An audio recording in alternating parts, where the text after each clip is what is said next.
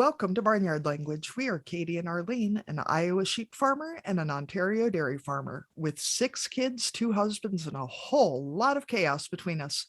So kick off your boots, reheat your coffee, and join us for some Barnyard Language. Honest talk about running farms and raising families. In case your kids haven't already learned all the swears from being in the barn, it might be a good idea to put on some headphones or turn down the volume. While many of our guests are professionals, they aren't your professionals. If you need personalized advice, consult your people. Welcome to another episode of Barnyard Language. Thank you for joining us here on the podcast. As usual, we're going to talk about ourselves. So, Katie, what's going on the farm? What's happening? You have someone who moved up to a new age. We do. We have a 6-year-old. Being 6 is clearly very, very different than being 5. Yes. It's snowing today, which I was not anticipating. And I woke up super early, and now I'm just ready to go back to bed because it's a great day for napping. And I don't think my boss would really support that. Right, yeah. I don't know, but I have the feeling that they might expect me to actually work. How was the birthday party? There was a lot of talk. It was very loud. There was a lot loud. of talk up to the birthday party, right? Yes. Yes, it was very loud. I think they all had a lot of fun. We only played one game, so we played pin the horn on the unicorn, but mostly the kids all just ran from one end of the house to the other. That sounds right. And ate a lot of stuff, probably. Yeah. Other than that, not a whole lot. Just getting Christmas shopping done and doing that kind of crap. So It's very boring. I'm sorry, Arlene. That's okay. What's going on at your place? So our oldest's, like Katie and mine, actually share a birthday. So I now have a 17-year-old in the house.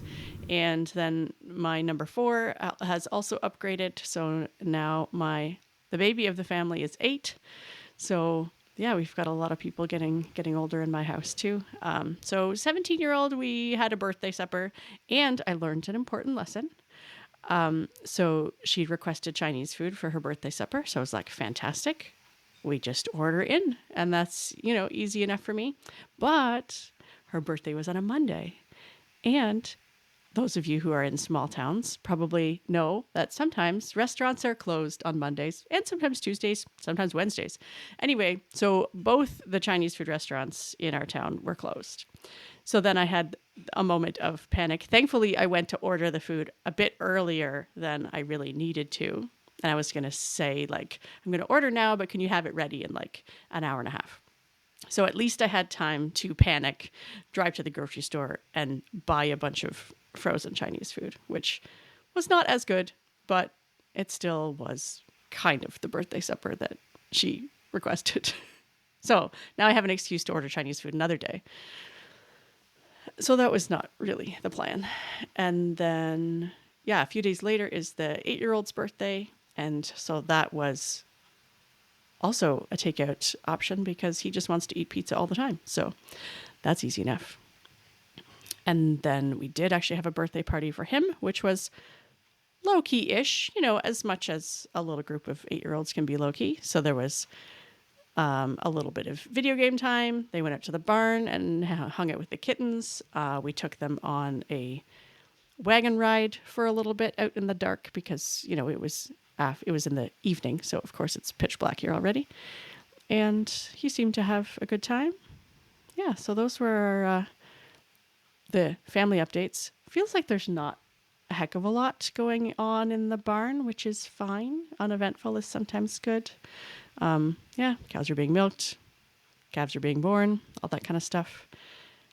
I don't know about you, Katie, but I find that this time of year, especially around the birth of my firstborn and now my lastborn, that I end up feeling kind of like all that sentimental stuff about, becoming a parent and my kids getting older and all of that kind of stuff, which kind of smushes in with the Christmas nostalgia / angst. So yeah, I don't know if you kind of feel the same way about December. I do. Part of it is for me because I had such postpartum anxiety with the girl child that the first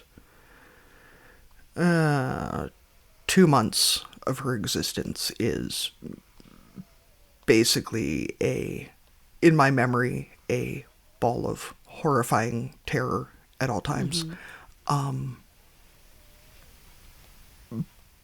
But also, as they get older, it's hard because on the one hand, they're becoming such cool little people, and I'm so excited to see who they're becoming. But they're not babies at all really anymore. And it's hard to realize that when that time is gone, it's gone. Like there's no getting back to that. And on the one hand, it's nice that they can like literally feed themselves now. Yeah, that's right. You know, but also they get big so quickly.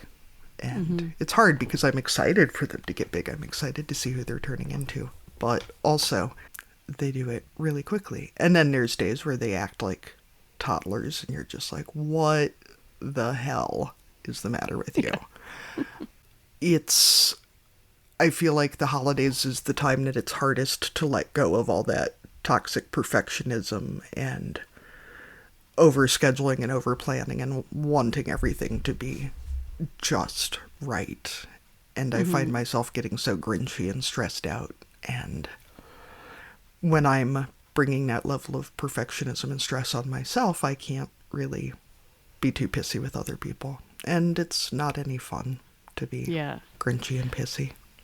I think too, sometimes this like holiday season ends up, you know, the vision of how fun it's going to be, and yet the work that it takes as a parent to create the magic, whatever that looks like, feels really heavy. And then, the day or days or whatever, the season comes around, and, I sometimes end up feeling resentful, and then kind of like, why did I bother? What was it for? Right? When you kind of end up feeling more depressed, or not. I mean, I don't like to use that word because I know that means something else.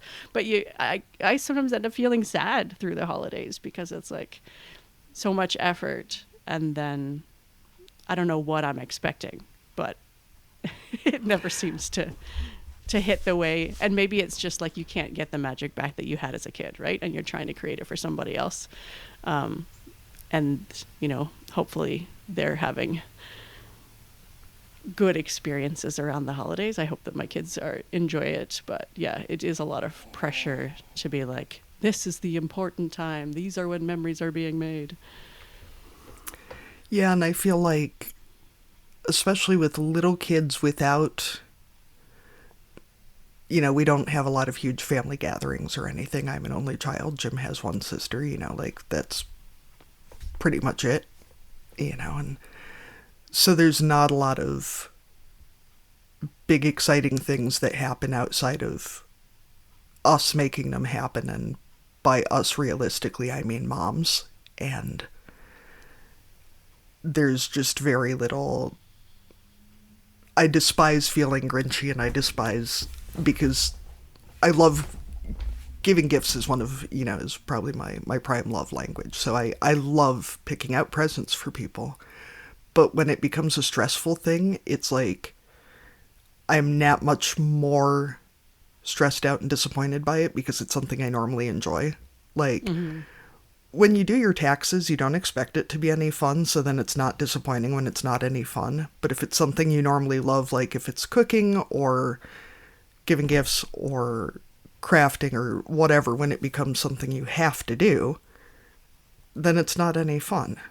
And I find myself then getting so resentful toward myself for not being more cheery about it, and then resentful towards my resentfulness towards not being cheery, and then it sort of snowballs. One thing that did help, the kids found a movie on Prime this week called Arthur Christmas, which is a family movie from the same studio that made Shaun the Sheep. But it's about the youngest son of Santa Claus, and it was very sweet and low-key and Not Elf. Funny. Not Elf. We've watched it 3 times in the last 48 hours, but it is very sweet and calm, and it got me much more in the Christmassy spirit. But Well, that's good. So But I yeah. think that we've pretty much decided that we're not going to release an episode next week because that'll already be Christmas, right? Or, that would be a tricky time to put out an episode, and we might take another week off. We'll just see what happens in the beginning of January. So it might be a little while before we do another update. So I guess we just want to wish a Merry Christmas to those of you who celebrate that holiday. And if you celebrate Hanukkah or other things or don't celebrate anything at all, solstice, all that good stuff, we hope that your families are healthy and safe and that your animals are the same. We know that farmers don't really get days off, so enjoy the time together that you have, and hopefully things don't freeze or break on the important days. So best wishes to all of our listeners. Thank you for joining us today on Barnyard Language. If you enjoy the show, we encourage you to support us by becoming a patron. Go to www.patreon.com/Barnyard Language to make a small monthly donation to help cover the costs of making the show. Please rate and review the podcast and follow the show so you never miss an episode. You can find us on Facebook, Instagram, and TikTok as Barnyard Language, and on Twitter, we are Barnyard Pod. If you'd like to connect with other farming families, you can join our private Barnyard Language Facebook group. We're always in search of future guests for the podcast. If you or someone you know would like to chat with us, get in touch. We are a proud member of the Positively Farming Media Podcast Network.